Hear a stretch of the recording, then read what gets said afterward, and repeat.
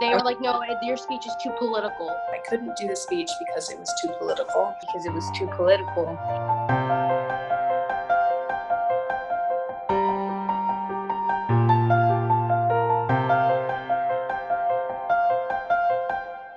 Today we celebrate our achievements from the past 4 years. But I want to focus on what we need to achieve in the next 11. That's how long climate scientists have given us. 11 years to avoid catastrophic climate change. Our diplomas may say the class of 2019. With American history, we are the class.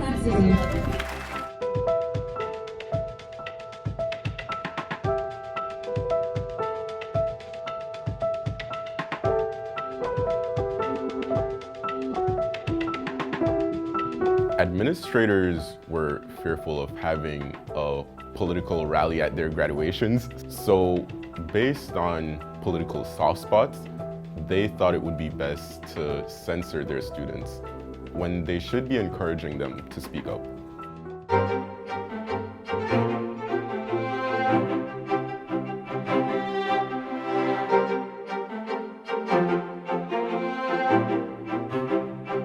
So the speech is like a rallying cry to get graduates involved and get their message out and why it's important. And we're using graduation because it's one of our unifying cultural moments that we all share.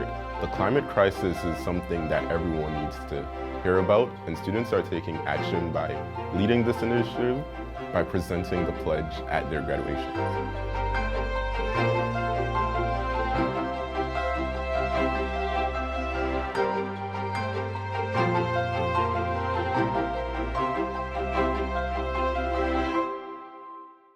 It's going to affect health, it's going to affect our safety, and a lot of the graduates, we've worked really hard to make a future for ourselves, and now we're going into that, and in 11 years we won't have the chance to complete our dreams because of climate change.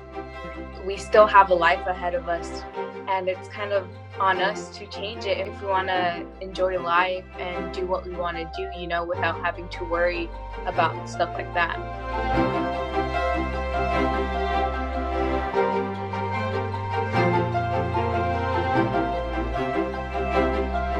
Most of my peers don't believe that climate instability is a real thing or that it won't affect them. But that's why I think it's most important to lay out the facts. 0 emissions, 0 excuses, 0 time to waste. Everyone needs to know the truth about the causes of climate change and be aware that we have the solutions. So no matter how you look at it, a carbon-free future is a better path forward from an economic, environmental, and social perspective.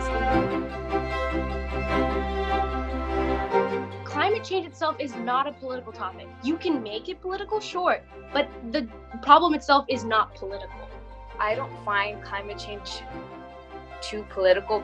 I just think that we have politicians and leaders who don't believe climate change is real, and it's upsetting. You don't have safety just because you're a Democrat or you're a Republican. It's gonna get you anyways. So I find it really stupid when they try to use politics as an excuse to get rid of talking about climate change.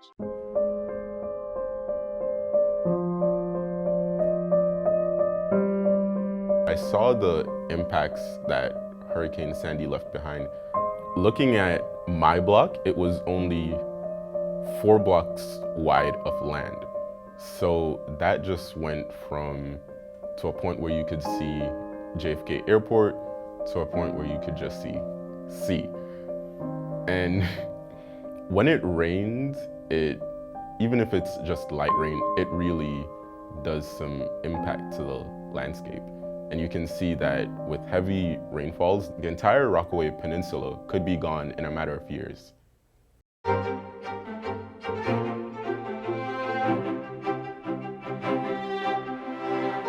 I see hope for our future. And I think what sets my generation apart is that we have the facts, the knowledge, the technical resources, and hopefully the political will to combat this climate crisis that is caused by the past generations. It's an evolution of generations. Our generation is more likely to speak up on issues that we care about deeply rather than staying silent, rather than just burying it and moving on.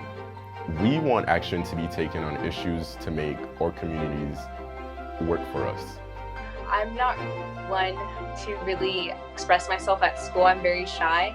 So it was not until this year that I really was out there and doing something, and I found my passion. And for the last 3 years, I didn't know what I was going to do, and I was worried about it.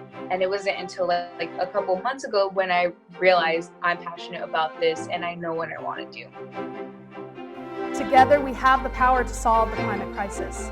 The future is in our hands.